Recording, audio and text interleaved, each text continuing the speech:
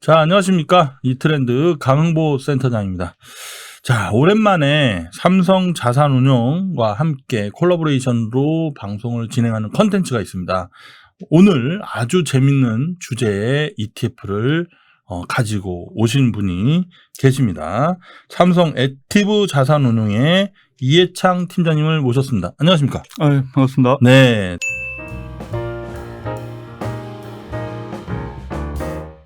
반갑습니다. 네. 좀 인상이 너무 좋으세요. 감사합니다. 네네. 저보다 약간 동생일 줄 알았는데 형님이시더라고요. 예. 네. 도안페이스를. 예. 그리고 되게 좋으신 분 같아요, 팀장님. 네, 감사합니다. 네. 팀원들이 말 잘 듣고 그러시나요? 네. 예, 뭐 잘 들어주는 편입니다. 네, 알겠습니다. 메타버스 ETF를 삼성 자산운용사에서 이제 출시를 했는데, 메타버스 테마 ETF, 사실, 국내도 이런 테마로 엮여가지고 좀 많이 올라간 종목들이 좀 있었어요. 네, 맞습니다. 네. 좀 너무 많이 올라간 거 아닌가라는 생각도 있는지 좀 어떻게 생각하세요? 네. 사실 올해 메타버스 관련된 VFX 기업들이 대표적인데 네. 상당히 많이 올랐고 각광도 많이 받았습니다. 네. 그리고 연말로 지금 가까워지고 있기 때문에 뭐 대주주 양도 차익 과세라든지 맞아요. 예, 그런 우려도 좀 있고 한데 네. 그래서 좀 조정이 나올 수도 있다라는 뭐 그런 생각은 저희도 갖고 있습니다. 네. 그렇지만 이게 장기적인 굉장히 큰 트렌드의 산업이기 때문에 그렇죠. 저희 입장에서는 조정이 살짝 나와주는 것이 장기적으로는 매수에 큰 기회를 맞아요. 주는 네. 그런 거 아닌가라고 생각을 하고 있고 네. 그렇기 때문에 저희 상품도 적절한 타이밍에 좀 나오지 않았을까. 조정받는 시기에 나오는 것이 네. 투자자분들이 좀 싸게 살 수 있는 기회일 수도 있기 그렇죠. 때문에. 예. 그러니까 엔터테인먼트를 넘어서 관광, 교육, 문화 네. 또 다양한 분야로 좀 확대되는데 이게 그 메타버스 하면 잘 모르시는 분들도 계시는데 예. 메타버스의 기본적인 내용도 예. 앞에 자료가 있는 것 같아요. 예. 네, 자료 네. 보면서 설명을 드리겠습니다. 네. 그 메타버스는 가상 초월을 뜻하는 메타하고 네. 그리고 세계 우주를 뜻하는 유니버스 합성어로 네. 현실과 가상을 연결하는 세상이다라고 보시면 될 것 같은데요. 네. 저희는 조금 다르게 보고 있습니다. 뭐 그 비슷한 해석일 수도 있지만 네. 4차 산업혁명의 기술들이 융합돼서 현실과 가상을 연결시켜주는 세상이고 그 세상에서 지금 사회적, 문화적, 경제적인 활동들이 네. 이루어지고 있는 그런 세상이다라고 보고 있습니다. 네.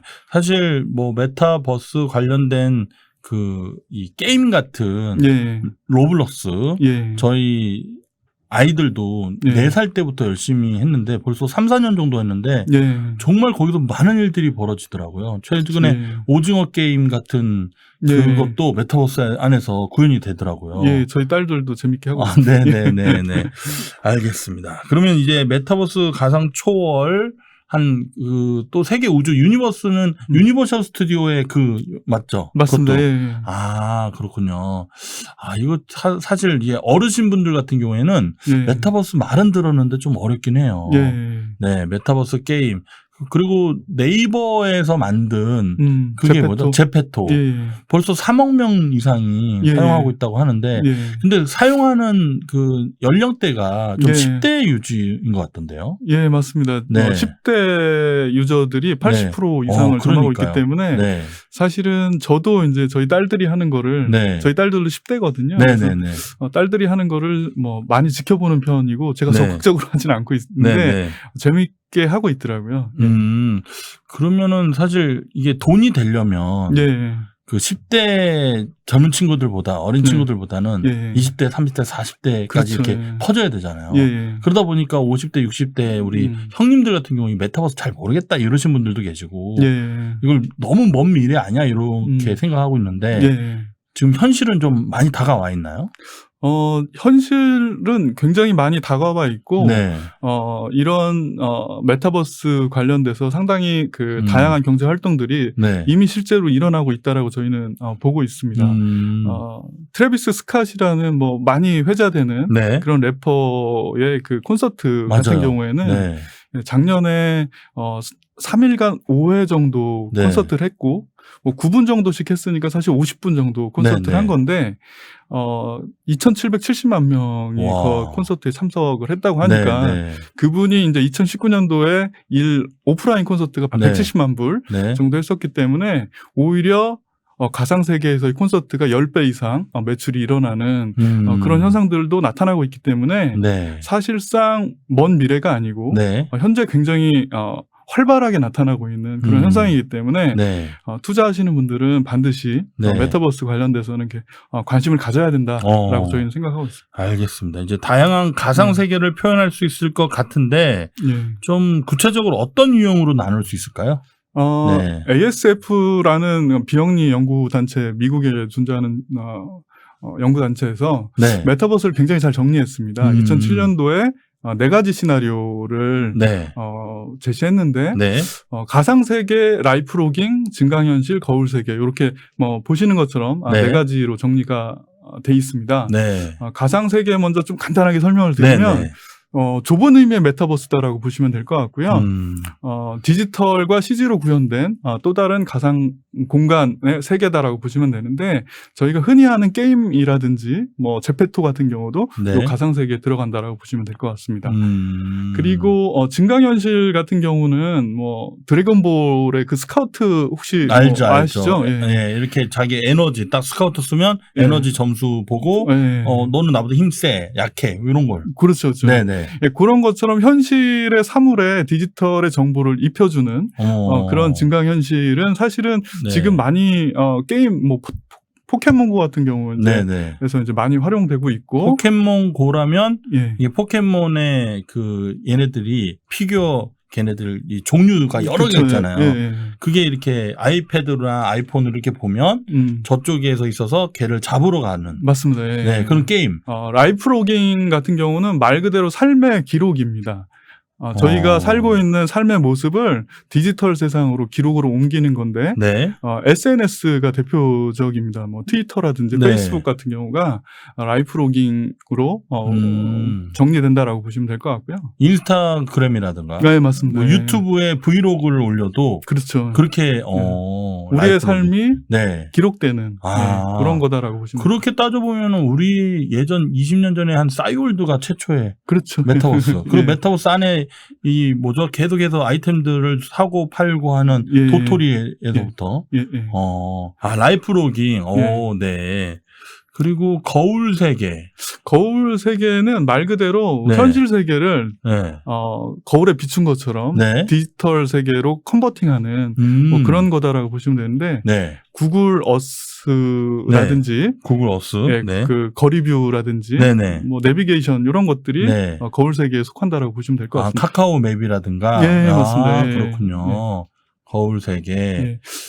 보시는 말씀을 드렸던 것처럼 이 메타버스의 4가지 시나리오는 이미 현실에서 많이 활용되고 있기 때문에 사실상 그렇게 메타버스가 멀지 않고 현실에 다가와 있고 많이 활용되고 있다라고 보시면 될 것 같습니다. 맞습니다. 저희들도 뭐 부동산으로 이제 사무실 임대를 좀 하려고 하면 직접 가지 않고 지도 맵을 켜가지고 현장에 가서 로드뷰로 주변 환경을 보고 부동산 투자도 요즘에 직접 가지 않고 그렇게 한다 하더라고요.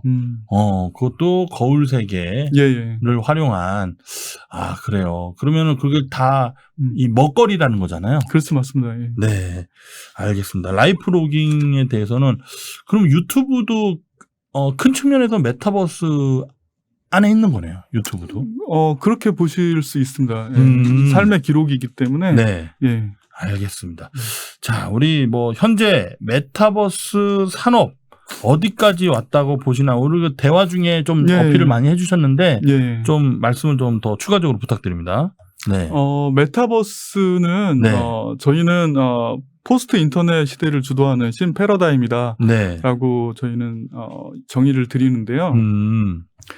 닐 스티븐슨의 그 스노우 크래시라는 소설에서 메타버스라는 개념이 유래됐는데 최초 나왔다 하더라고요. 그 90년대에 나온 소설인데 그때 당시에는 기술 발전이 없었기 때문에 사실상 상상 속의 세상 뭐 요거와 가까웠는데 기술이 발전하고 빅테크 기업들의 자본이 대규모로 들어가면서 네. 변곡점을 통과하면서 성장에 지금 가속도가 붙고 있는 상황이다라고 보시면 될 것 같습니다. 특히 이제 5G 통신을 통해서 네트워킹이 지금 굉장히 빨라졌고 그리고 오큘러스라는 페이스북의 그 VR 기기가 등장하면서 맞아요. 획기적인 전기를 마련했다라고 저희는 보고 있습니다. 네. 그리고 MZ 세대가 사실은 디지털 네이티브라고 불릴 정도로 네.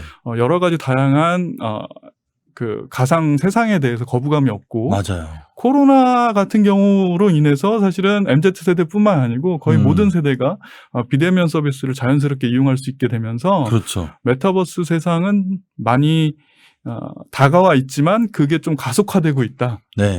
보고 있습니다. 그러니까 원래 이 속도가 붙어서 천천히 발전하고 있었는데 예. 코로나 시대가 창궐되면서 더 속도가 붙었던 거죠. 맞습니다. 예. 네, 그렇게 볼 수 있을 것 큰 같습니다. 계기 중에 하나다라고 네, 뭐 자료 방금 설명을 주셨던 것 같은데 예. 메타버스 글로벌 주요 플레이어들의 언급해서 여러분들도 자료를 좀 참고해 보면서 각 대기업에서 그리고 페이스북이 앞으로 향후 몇 년 안에 페이스북의 모든 시스템은 메타버스화 될 거다. 뭐 이런 얘기도 했어요. 맞습니다. 예. 그러니까요. 예. 그러니까 차세대 인터넷 플랫폼이기 때문에 네. 사실은 인터넷 플랫폼, SNS 플랫폼 기업들은 대부분 다 메타버스 쪽으로 넘어가지 않으면 생존이 불가능하다라고 제 개인적으로는 보고 있는데요. 네.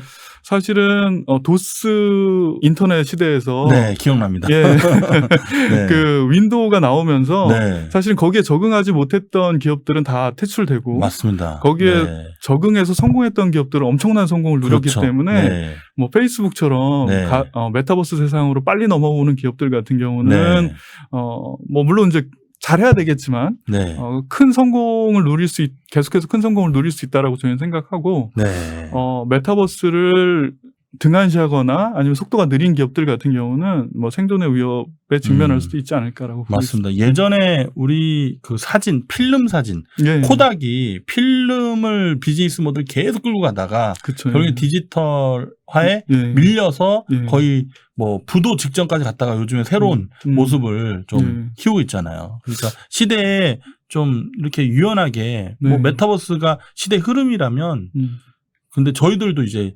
메타버스 잘 몰라 하더라도 열심히 이제 관심을 갖고 해야죠. 그럼요. 네네. 알겠습니다. 일단 메타버스 산업의 앞으로의 성장성에 대해서 지금 어느 정도 평가를 좀 주시고 있는 것 같은데 지금 뭐 글로벌 GDP의 1.8% 많이 어려운 얘기가 좀 있어요. 예, 다음 페이지 메타버스 관련돼서 사실은 AR이나 VR 시장이 핵심 시장이고, 그렇죠. 예, 그거에 포함되어 있는 서비스 컨텐츠까지 다 이제 포함되는 숫자들인데, 매년 이제 37%씩 성장해서 2030년에는 1.5조 달러, 우리나라 돈으로 1,700조에 달할 거다라고 얘기를 각 주요 전문가들이 얘기를 하고 있는데요. 이게 어느 정도 규모냐면 스마트폰 시장이라든지 TV 시장 그리고 PC 시장을 능가하는 규모로 성장한다라고 전망이 되고 있습니다. 그렇기 때문에 빅테크 기업들의 주요 CEO들이 메타버스와 관련해서 향후 인터넷 시대를 주도하는 신패러다임이다라고 얘기를 하고 있는 거고요. www. 이후에 메타버스다. 뭐 이런 얘기도 있더라고요. 맞습니다. 닷컴 이후에 그 또 다른 세상이다라고 보고 있습니다. 그러면은 우리가 이런 얘기를 하죠. 전기차가 지금 24시간 중에 지금 이제 밤 00시에서 이제 새벽 1시 정도까지도 안 갔다. 이런 얘기를 하시더라고요. 메타버스도 사실 지금 워낙 이렇게 테마가 엮여가지고 좀 많이 올라간 부분도 없잖아 있지만 지금 최근에는 가격 조정이 심하게 좀 받고 있고요. 그러니까 이런 그림을 봤을 때는 24시간 중에 지금 뭐 1시간도 안 지났을 수도 있겠네요. 한 2시간? 뭐 1시간, 1시간도 안 지나지 않았을까요? 그러니까요. 그러니까 이런 부분을 구조적인 성장에 대한 데다가 우리가 좀 관심을 갖고 그냥 일확천금을 노린다 해서 한꺼번에 이렇게 투자에 관심을 갖기보다는 천천히 호흡하면 결국에는 좋은 기회가 있겠네요. 예, 예. 네. 그 닷컴 버블하고 약간 뭐 비슷할 수도 있는데 네. 닷컴 버블 시대에 사실 굉장히 많은 기업들이 네. 새로운 인터넷 시대가 도래한다라고 하면서 사실 과도하게 고평가돼 있는 맞아요. 그런 기업들도 있었지만 네네. 사실은 기술을 이끌고 시대를 이끌었던 몇몇 주요 기업들 같은 경우는 그 이후에 네. 사실은 뭐 수백 배, 수천 배의 주가 상승률이 나왔고 그렇죠. 성장도 나왔습니다. 네, 맞습니다. 메타버스도 분명히 메타버스 시대를 주도하는 그런 기업들 같은 경우는 네. 굉장히 지금은 다양한 기업들이 뭐 시도를 하고 있겠지만 네. 그중에서 주역이 되는 기업들은 일정 부분 성장하고 끝나는 게 아니고 맞아요. 10년, 20년 계속 성장할 거기 때문에 네. 저희가 관심을 좀 많이 갖고 봐야 된다. 그리고 좋은 후보군들 같은 경우는 네. 자신의 투자풀에 계속 관심을 갖고 봐야 되는 그런 기업군이다라고 보고 있습니다. 알겠습니다. 대세 플랫폼으로 성장하기 위해서 필요 조건 중 하나가 바로 젊은 유저층이에요. 그렇죠. 어린 유저층이 아니라 네. 젊은 유저층인데 네. 메타버스의 주요 유저층은 현재 어떻게 구성이 좀 되어 있나요? 미리 소개를 좀 해드렸지만. 네. 네. 그 메타버스 플랫폼의 그 대표적인 플랫폼이 네. 로블록스하고 그렇죠. 우리나라의 제페토도 사실은 글로벌 플랫폼화 되고 있습니다. 맞습니다. 네. 네. 그 로블록스를 먼저 설명을 드리면 네. 전체 그 데일리 유저 중에 네. 액티브 유저 중에 175만 명 정도가 2020년 기준으로 네. 13세 미만에서 지금 사용하고 있고요. 네. 53.4% 정도 네. 13세 미만이 이제 로블록스를 주로 네. 사용하고 있고 제페토 같은 경우는 네.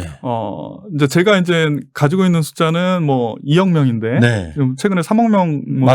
도달했다는 얘기도 네. 나오고 네. 있어서 제가 알고 있는 2억 명 숫자 기준으로 봐서는 80% 정도가 10대다라고 얘기가 나오고 있습니다. 그리고 네. 또 하나 좀 얘기하고 싶은 거는 네. 80% 정도가 해외 유저일 정도로 그러니까요. 글로벌 플랫폼이고 말씀드렸던 것처럼 이처럼 10대 유저들이 전폭적으로 지금 로블록스라든지 제페토라든지 이런 메타버스 플랫폼에 지지를 보내고 있는데요. 네. 저희가 유튜브가 퍼져가는 것을 봤을 때 사실은 경험을 했었거든요. 젊은 친구들이 먼저 전폭적으로 지지하면서 활용을 했었고 그런 것들이 전 연령층으로 퍼져갔기 때문에 맞아요. 젊은 층들이 사실은 쓰고 있다라는 거는 그분들이 이제 경제적인 여력이 좀 없다라고 해서 무시할 게 아니고 그분들이 왜 거기 가서 그렇게 쓰고 있는지 사실 저희들보다 훨씬 세상에 대해서 빠르죠. 접근하고 적응하는 게 빠르기 때문에 관심을 갖고 봐야 된다라는 거고 거의 돌 전에부터 스마트폰을 달고 살잖아요. 그렇죠. 그러다 보니까 그걸 존중하고 우리가 신뢰를 해야 되네요. 맞습니다. 그리고 또 그 친구들이 10년 뒤에는 세상을 주도하는 그런 그렇죠. 세대로 성장을 하고 소비층으로 급부상하기 때문에 사실은 젊은 층들이 많이 활용하는 플랫폼 같은 경우는 저희가 관심을 갖고 계속 봐야 된다 이렇게 보고 있습니다.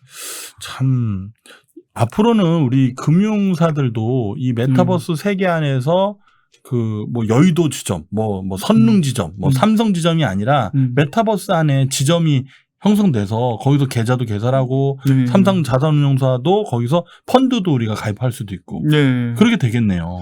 지금도 많이 시도하고 있다고 얘기 들었습니다. 그렇게 될 가능성이 상당히 높다라고 보고 있고요. 특히 메타휴먼이 많이 활용될 거로 보고 있는데요. 메타휴먼 뭐 아시는 것처럼 뭐 컴퓨터 기술로 만들어낸 가상의 인간인데 이미 뭐 많이 활동하고 있습니다. 맞습니다. 그런 메타휴먼을 활용하면 사실은 AS 뭐 콜센터라든지 뭐 이런 쪽에서도 사실 굉장히 그 효율적으로 고객을 응대할 수 있고 말씀하신 것처럼 가상 세계에서 지점을 만들어서 그런 메타휴먼들을 활용해서 영업에 활용하면 고객한테 굉장히 높은 퀄리티의 서비스를 제공할 수도 있지 않을까 이렇게 보고 있습니다. 그런데 이미 뭐 줌 같은 경우도 어떻게 보면 메타버스잖아요. 그렇죠. 근데 진정한 메타버스 시대가 도래하려면 VR 기기가 VR 기기. 예, 좀 더 발전해야 되지 않을까. 그러니까요. 왜냐하면 그 컨텐츠와 플랫폼의 접점을 만들어주는 게 VR 기기인데 VR 기기가 고성능화 돼야지만 사실은 기존의 인터넷이나 기존의 플랫폼과는 다르게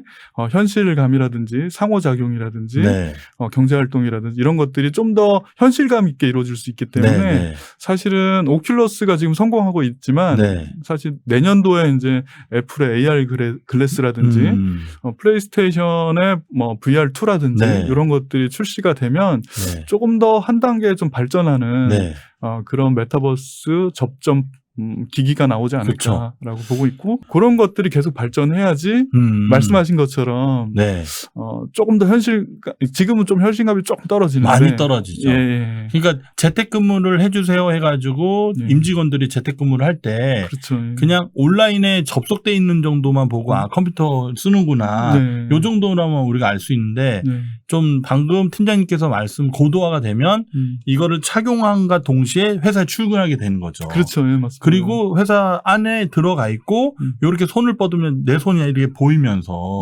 그러면서 뭐 팀장님들도 오른쪽에 앉아 있고 예전에 무슨 영화를 보니까 그런 모습이 있더라고요. 무슨 안경 갖다 딱 쓰니까 옆에 사람들이 다 회의실에 딱 앉아 있고 근데 그런 시대가 결국엔 오겠죠. 기술의 발전 속도를 보면 뭐 생각보다 빨리 올 수도 있지 않을까. 백투더퓨처 1980년대 90년대 전에 영화를 봤을 때 그때 나왔었던 모든 물건들이 나왔잖아요. 그럼 맞습니다. 저도 사실은 오큘러스를 저도 사용해봤었어요. 생각보다는 많이 발전했구나. 물론 조금 아쉽긴 하지만, 근데 빠른 속도로 좀 발전하고 있는 것 같습니다. 자, 현재는 메타버스 콘텐츠가 게임 산업에 좀 집중이 되어 있는 것 같아요. 메타버스 콘텐츠의 확장성은 어떻게 보고 계시나요? 다음 페이지 보시면은 자료 보시면 될 것 같은데요. 사실은 메타버스는 지금까지는 앞서서 말씀드렸던 것처럼 가상세계, 그래서 게임 중심으로 디지털로 구현된 게임 세상이 주였다라고 보시면 되는데 이런 것들이 상당히 다양한 산업으로 최근에 빠르게 확장이 되고 있습니다. 앞서서 말씀드렸던 것처럼 트래비스 스캇이 뭐 메타버스에서 공연을 한다든지, 그리고 블랙핑크 같은 경우도 제페토에서 5,000명에 가까운 참여자들을 대상으로 팬사인을 했다든지, 이런 것들이 지금 나타나고 있고, 이케아 마켓플레이스에서 뭐 가구를 옮겨본다든지, 이런 유통 쪽에서도 지금 얘기가 활용이 되고 있고요. 그리고 엔비디아에서 최근에 옴니버스라는 플랫폼을 지금 출시를 했습니다. 자동차 회사라든지 로봇 공학 쪽이라든지 건축 쪽에서 옴니버스라는 가상 메타버스 플랫폼 활용해서 제품을 미리 가상으로 만들어보고 테스트하는 그런 플랫폼을 만들었는데 상당히 지금 평이 좋은 것 같고 많이 활용되고 있는 것 같습니다. 2025년도에 스타티스타에서 이제 전망한 건데 게임 중심의 메타버스 산업에서 벗어나서 다양한 산업으로 게임은 이제 33% 정도밖에 안 되고 다양한 산업으로 확장될 것이다라고 지금 전망하고 있고 저희도 그렇게 보고 있고 현실에서도 사실은 그런 엔비디아의 옴니버스 플랫폼이라든지 다양한 메타버스 내에서의 뭐 유통 활동이라든지 이런 것들을 보면서 이미 다양한 산업적으로 확장돼 가고 있다 이렇게 보고 있습니다. 그러면 코덱스 K 메타버스 액티브는 국내 투자하는 ETF잖아요. 네, 맞습니다. 그죠? 메타버스 하면 글로벌 메타버스 기업이 더 친숙할 것 같은데 국내 메타버스 산업의 좀 강점은 뭐라고 생각하고 어떤 기업들이 있을까요? 저희 상품 같은 경우는 글로벌 기업들도 당연히 이제 빅테크 기업들 같은 경우는 메타버스의 주역이지만 한국 기업들도 빅테크 기업들 못지않게 훌륭한 메타버스 관련된 투자 후보군이다라고 생각을 하고 있습니다. 특히 한국 기업들 같은 경우는 다행스럽게도 이 메타버스 시대에 주역이 될 수 있는 경쟁력을 충분히 갖고 있다라고 보고 있는데 어마어마하게 있죠. 컨텐츠 쪽으로 엄청 강하잖아요. 맞습니다. 뭐 메타버스 관련돼서 제가 이제 어떤 기업군들이 있을지 좀 간단하게 설명을 먼저 드리면 메타버스 세상을 구현하기 위해서는 먼저 인프라가 갖춰져야 됩니다. 그렇죠. 통신, 5G 통신이라든지 클라우드 서비스라든지 이런 인프라가 일단 갖춰져야 되고 그런 인프라를 제공하는 기업들이 훌륭한 투자 후보군 중에 하나일 거고요. 네. 그리고 이 인프라 위에 올라가는 플랫폼 기업들이 사실은 굉장히 유망할 겁니다. 그래서 그런 유망한 플랫폼을 갖고 있는 기업군들, 네. 그리고 이 플랫폼의 콘텐츠를 제공해서 소비자들이 즐길 수 있게 하는 그런 콘텐츠 제공 기업들 역시 유망한 투자 기회를 제공할 거다라고 보고 있고요. 네. 이런 콘텐츠와 플랫폼에 접근할 수 있는 접점을 만들어주는 AR이라든지 VR 기기를 만드는 기업들도 투자 대상군인데, 물론 이제 뭐 애플이라든지 뭐 샌드박스라든지 로블록스라든지 뭐 페이스북이라든지 이런 글로벌 빅테크 기업들이 단연 두각을 나타내고 있지만 네. 한국 기업들도 그에 못지않게 두각을 나타내고 있다라고 저희는 판단하고 있고, 네. 그렇기 때문에 이제 한국 기업들 대상으로 메타버스 상품을 내놓은 건데요. 특히나 콘텐츠 기업들 같은 경우는 한국의 경쟁력이 상당합니다. 뭐 네. 잘 아시겠지만 BTS라든지 네. 블랙핑크라든지 이런 K-팝의 우력은 이미 이제 검증이 돼 있는 상황이고요. 네. 뭐 최근에 이제 오징어 게임이 굉장히 이제 화두가 많이 되고 있는데, 엄청나죠. 네. 그런 오징어 게임과 같은 영상 콘텐츠를 만들 수 있는 역량을 가지고 있는 기업들이 국내에 좀 많다. 맞아요. 네, 이렇게 보고 있고, 그리고 게임 같은 경우도 사실 게임이 이제 메타버스에서 굉장히 중요한 축 중에 하나인데, 국내 프로게이머들은 사실은 뭐 전 세계에서 위상이 대단하다는 건 이미 알고 있고, 네. 배틀그라운드 같은 글로벌 게임도 네. 한국에는 있습니다. 그렇기 네. 때문에 특히나 콘텐츠 측면에서 많은 기업들이 한국의 기회를 메타버스 세상에 왔을 때 제공할 거다라고 보고 있고요. 이런 콘텐츠 기업뿐만 아니고 네이버라든지 위버스 플랫폼 같은 경우도 네네. 글로벌에서 상당히 두각을 나타내고 있는 플랫폼이고, 잘 적응해서 기술 발전 속도에 쫓아간다라고 하면 2억 명 중에 사실 80%가 해외 유저 일정도 그렇죠. 글로벌 플랫폼이고, 제페토 같은 네. 경우, 그리고 위버스 역시도 월 활성화 유저가 500만에 달하기 때문에 팬덤 문화를 이끌어가는 측면에서 굉장히 중요한 플랫폼으로 등극할 수 있기 때문에 플랫폼도 한국에는 있다. 네. 사실은 플랫폼 기업이 이 메타버스 내에서 있는 나라들이 사실 별로 없거든요. 없습니다. 예. 로블록스가 워낙 강력하고, 그렇죠. 근데 로블록스 다음으로 그래도 제페토가 어느 정도 인정을 받고 있고, 그리고 참 신기해요. 그러니까 네이버에서 제페토를 만들고 기획하고 글로벌에서 사용 인구가 2억에서 3억 명이다. 요 얘기를 몇 개월 전에 들었는데, 이 투자에 관심이 없는 분들은 제페토가 뭐야? 이런 얘기가 많아요. 돈을 못 벌고 있으니까. 그러니까요. 네. 그래도 결국에는 DB가 많다는 것은 결국에는 돈을 많이 벌 수 있는 가망성이 엄청 높은 거잖아요. 그렇죠. 아마존 같은 경우가 사실 뭐 2000년대 초반에 돈을 못 벌었지만 어마어마한 온라인 서점이었잖아요. 네, 그렇습니다. 네. 엄청난 성장세를 이뤘던 것처럼 사실은 유저만 있다라면, 그렇죠. 향후에 그거를 모니타이징 시키는 거는 사실은 시간의 문제죠. 그렇죠. 어떻게 보면. 네. 근데 또 이미 제페토 같은 경우에는 뭐 하루에 가입자가 수십만 명씩 계속 늘어난다는 얘기도 있고, 그렇죠. 결국에는 제가 알고 저희 자녀들도 이제 알기 시작을 한 걸로 봐서는 분명히 빠르게, 저야 뭐 정보를 좀 빨리 취하는 그런 직업군에 있다 보니까. 그렇죠. 금융 쪽은. 네네. 그러니까 뭐 팀장님이나 저희나 더 열심히 노력해가지고 많이 알리는 게 또 저희들 임무인 것 같습니다. 네.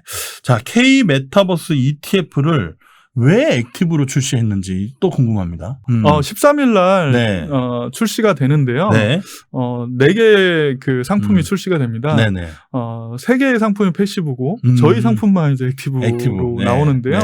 저희가 액티브로 출시한 이유는 좀 더 직접적으로 말씀드리면 액티브가 패시브에 비해서 메타버스 테마에 있어서는 우월 전략이다. 우월 전략이다. 라고 판단했기 때문에 그렇습니다. 왜 그러냐면 메타버스 산업은 말씀드렸던 것처럼 네. 향후 10년간 고성장할 산업입니다. 그렇죠. 뭐 10년이 아니고 20년, 30년. 네, 고성장할 산업이기 때문에 기술의 변화가 굉장히 빠르고 네. 신흥 강소기업들이 많이 등장할 가능성이 높습니다. 네. 그리고 기존에 있던 기업들이 경쟁력이 약화될 수도 있고 빠르게 좋아질 수도 있고 그런 것들에 대한 포트폴리오적인 대응이 액티브는 유연하게 할 수 있는 데 반해서 패시브는 그런 대응이 좀 어렵다라고 저희는 보고 그렇죠. 있고요. 네. 그리고 또 다른 거는 패시브의 단점 중에 하나는 어떤 아주 좋은 기업이 메타버스 관련된 기업이 상장됐을 경우에 지수에 편입되기 전까지는 그 주식을 살 수가 없습니다. 하지만 액티브 같은 경우는 자유롭게 그렇죠. 적절한 가격에 오면 적절한 시점에 자유롭게 편입할 수 있기 때문에 네. 비교지수에 없어도 일부 좋은 종목들 같은 경우는 편입할 수 있는 네. 그런 상품이다라고 보시면 될 것 같고요. 네. 그렇기 때문에 이런 신성장하는 고성장 산업에 있어서는 패시브보다는 액티브가 맞다. 조금 그런 깊은 뜻이 있었네요. 예. 자, ETF가 투자하는 주요 기업 투자 전략까지 좀 짚어주시면 좀 부담되시겠지만 좀 전략을 요즘 시장 안 좋잖아요. 네, 좀 부탁드립니다. 네. 예, 저 전략을 말씀드리면 일단은 저희는 비교 지수를 만들었습니다. FN 가이드 K 메타버스 지수를 만들었고요. 그 지수를 좀 설명을 드릴 필요가 있는데요.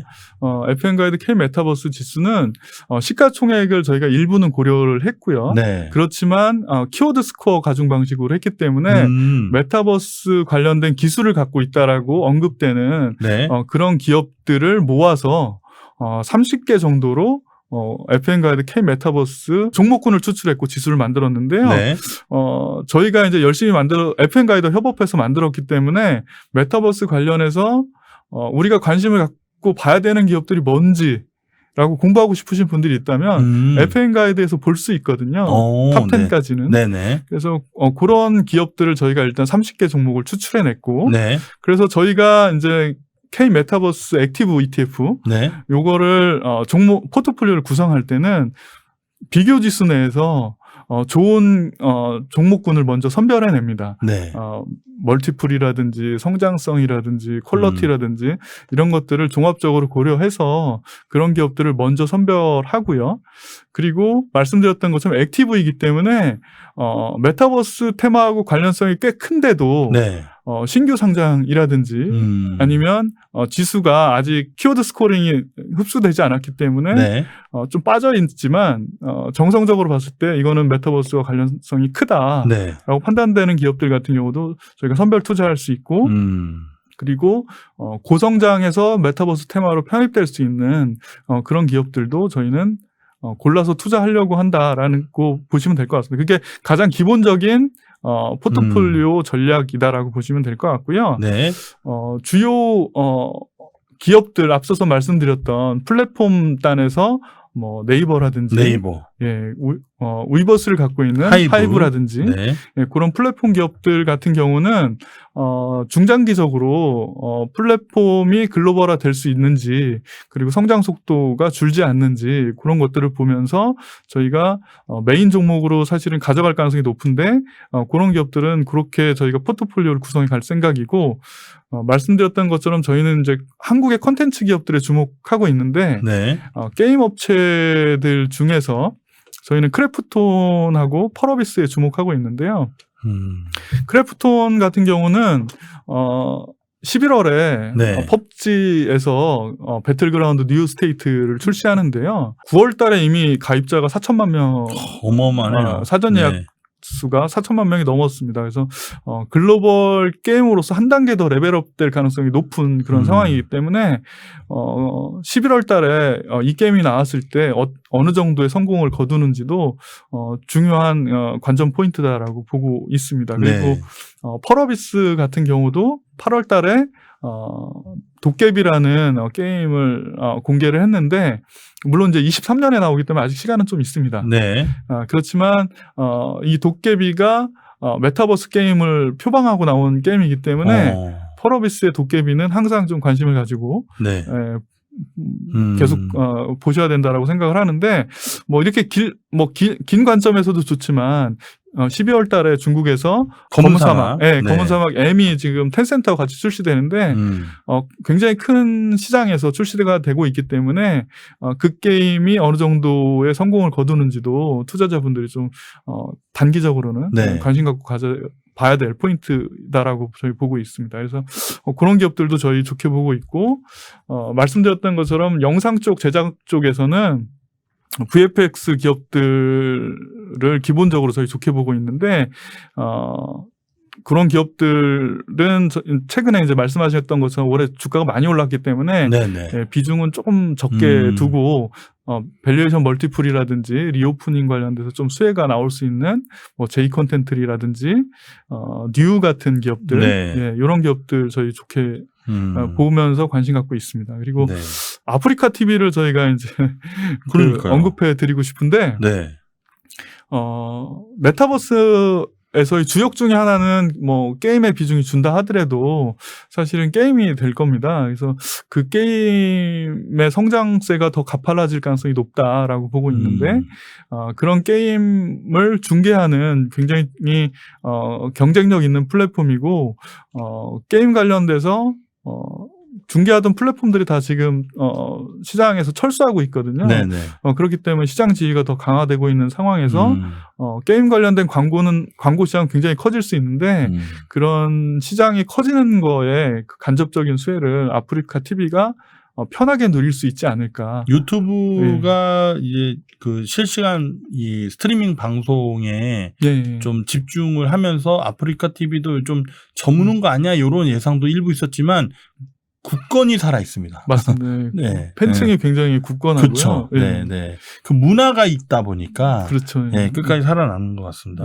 YG 엔터테인먼트도 좀 좋게 보고 계시는 것 같아요. YG 엔터테인먼트는 뭐 BTS가 속해 있는 하이브보다는 사실 플랫폼은 없지만 아티스트의 경쟁력이 사실 대단하다라고 보고 있고요. 뭐 블랙핑크 뭐 잘 아시겠지만 BTS보다 구독자 수가 조금 더 많지 않습니까? 그래서 글로벌 1위 아티스트 중에 구독자 수를 보유한 그룹이고 그리고 하이브하고 협업을 잘해서 YG 엔터에 소속되어 있는 아티스트들이 위버스에 지금 입점을 하고 있거든요. 그래서 굉장히 파괴력 있는 그런 성공을 거둘 수도 있기 때문에 저희는 계속해서 좋은 관점에서 지켜보고 있다라고 보시면 될 것 같습니다. 와, 오늘 뭐 그 팀장님 조용히 이렇게 좀 제가 방송을 오래 진행을 해봤잖아요. 근데 팀장님 같은 분들이 정말 진국들이 많습니다. 깊은 내공에서 우리 구독자분들한테 좀 더 좋은 정보를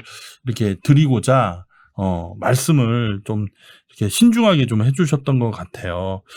자, 오늘 뭐 메타버스 관련해서 저도 개인적으로 상당히 관심을 갖고, 근데 저는 약간 그 기술적 분석으로 좀 접근해 보면, 단기적으로 좀 높은 자리 아니야 했는데, 최근에 증시가 3,316을 고점으로 해서 2,900 테스트 자리까지 왔습니다. 맞습니다. 충분히 가격 조정에 또 여기서 아직 뭐 가바닥 진바닥 우리가 논할 수 있는 구간은 아니지만 그래도 예전에 3,300 자리에서 출시하는 것보다 좀 이렇게 빠진 자리에서 또 좋은 구간에서 좀 이 상품이 출시되는 것 같아서 여러분들이 관심을 갖고 꾸준하게 정액 적립식으로 ETF는 제가 한 10여 년간 열심히 공부해봤는데 거치식으로 한 방에 배팅해서 수익을 날 수도 있지만 정액 적립식으로 꾸준하게 길게 보시는 분들이 결국 이기더라고요. 맞습니다. 수수료가 일단 기본적으로 싸기 때문에 적립식으로 하는 게 사실은 부담이 없고요. 네, 맞습니다. 그리고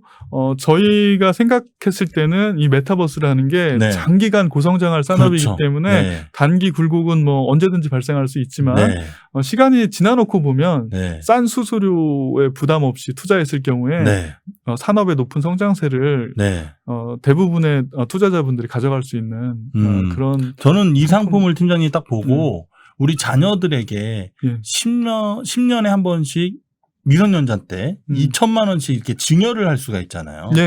그러니까 10년에 2천만 원이니까 그걸 한 달로 이렇게 쪼개서 ETF를 적립식으로 해서 자녀들한테 이게 지금 네가 하고 있는 노블럭스에 투자하는 펀드라고 보면 돼. 예. 이렇게 하면서 제페토에도 너 투자하는 거야 하면 이 어린 친구들도 그렇죠. 투자에 대한 이해도도 생길 수도 있고 예. 제페토를 하면서 내가 이 회사에 투자하는 거를 내가 내 돈 가지고 투자하고 있네. 예. 이러면서 공부를 하지 않을까. 예, 잘 설명해 주신 것 같습니다. 네네, 맞죠? 예, 네네. 그렇게 투자하는 게 사실은 이런 큰 테마에서는 맞아요. 바람직한 방법입니다. 그렇죠. 그래서 지금 뭐 초등학생, 뭐 10살, 11살 이 친구들한테 이렇게 초등학교 때 이렇게 해서 증여를 하시면서 ETF를 적립식으로 꾸준하게 가셔서 이 친구들이 나중에 대학교를 가고 예. 또 유학을 갈 때 예. 거기서 좋은 수익이 난 것을 예. 또 이렇게 우리가 교육비로도 활용할 수도 있을 것 같고. 예. 이게 참 길게 보면 좋은데 우리 개인 투자자분들에게 지금 사서 당장 며칠 있다가 탁 수익. 예. 물론 제일 좋지만 예, 그렇죠. 이 상품 자체는 좀 긴 호흡으로 예. 이렇게 이 목적을 잘 갖고 하기에는 가장 좋은 상품 중에 하나가 아닌가 이렇게 개인적으로 생각을 해봅니다. 오늘 팀장님 모시고 첫 방송을 했는데 어떠셨어요? 네. 준비한 거는 좀 더 많았는데. 그래요? 오늘 뭐 풍성하게 잘 해주셨는데요. 예. 약간 뭐 제가 전달하고 네. 싶은 바를 조금 전달을 못하지 않았나 싶어서 걱정이긴 한데. 네. 혹시 뭐 빠진 부분이 있으면 뭐 추가적으로 말씀 주셔도 될 것 같은데. 예. 그러면 네. 제가 조금 네, 드리고 네. 싶은 말씀이 지금 생각이 나는데. 해주십시오. 네. 메타버스 세상이 굉장히 현실에 다가와 있다라는 거를 제가 그 사례를 좀 네네. 말씀드리고 싶은 게 네.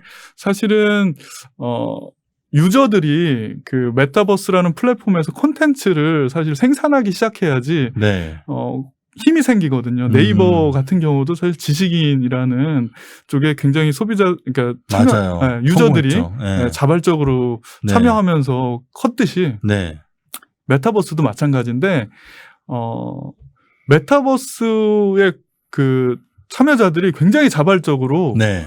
생산물들을 생산하기 시작했다라고 꼭 좀 강조드리고 싶은데 그 계기가 됐던 게 가상 세계를 구현하는 엔진들이 네. 기술이 굉장히 많이 발전했지만 그거를 돈 받고 파는 게 아니고 네. 일반 소비자들한테는 무료로 주기 시작하면서 사실 로블록스 같은 경우가 그 내 게임이 4천만 개가 지금 넘었지 않습니까? 맞아요. 네. 어린이들도 사실은 만들 수 있는 네. 엔진이 굉장히 발전이 돼서 네. 공학도들이 쓸 수 있는 게 아니고 어린이들도 쓸 수 있는 엔진이 무료로 제공되고 있는데 네. 뭐 언리얼 엔진이라든지 뭐 유니티 테크놀로지 유니티 엔진이라든지 그러니까 그 엔진이라는 게 그 로블록스 안에 있는 게임을 하는데 그 게임을 만드는 거잖아요. 만드는 스타크래프트 보면 유즈맵 해가지고 막 이렇게 맵을 만들잖아요. 그런 것처럼 노블록스 안에서도 게임을 만드는 엔진, 뭐 술래잡기 게임이라든가 다방구라는 게임도 거기서 아이디어만 있으면 다 만들 수 있는 거잖아요. 그러니까 발전된 엔진들이 유저 프렌들리하게 맞아요. 제공되고 있다라는 거를 보면 이 메타버스에서 생산되는 굉장히 편리한 서비스들이 확대 생산되고 있기 때문에 생각보다는 멀지 않고 네. 현실에 다가와 있고 이미 많이 생산되고 있다. 근데 그게 저희 그 조카가 초등학교 6학년인데 메타버스 안에 로블록스에서 그거를 이 맵을 만들어 가지고 게임을 했는데 유저들이 전 세계에서 거기서 이제 누적 사용자들이 뭐 5천만 명 정도 되니까 거기서 어떤 아이템을 하면서 약간 수익 모델도 이렇게 만들어진다 하더라고요.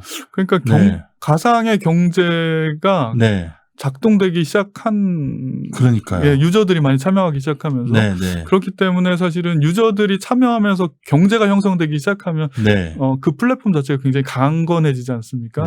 생태계도 튼튼해지고 그런 현상들이 지금 나타나고 있다라는 점도 사실은 제가 설명드리고 싶었는데 약간 놓쳤었기 때문에 되게 중요한 포인트인 것 같습니다. 결국에는 그런 그 시장을 만들어 놨기 때문에 유저들은 여기에서 계속 커질 수밖에 없다. 유저들이 많이 있다는 것은 우리가 뭐 그 광고적인 측면도 붙을 수도 있는 거고 비즈니스 모델이 다각화되면서 이게 먹을거리가 분명히 있다.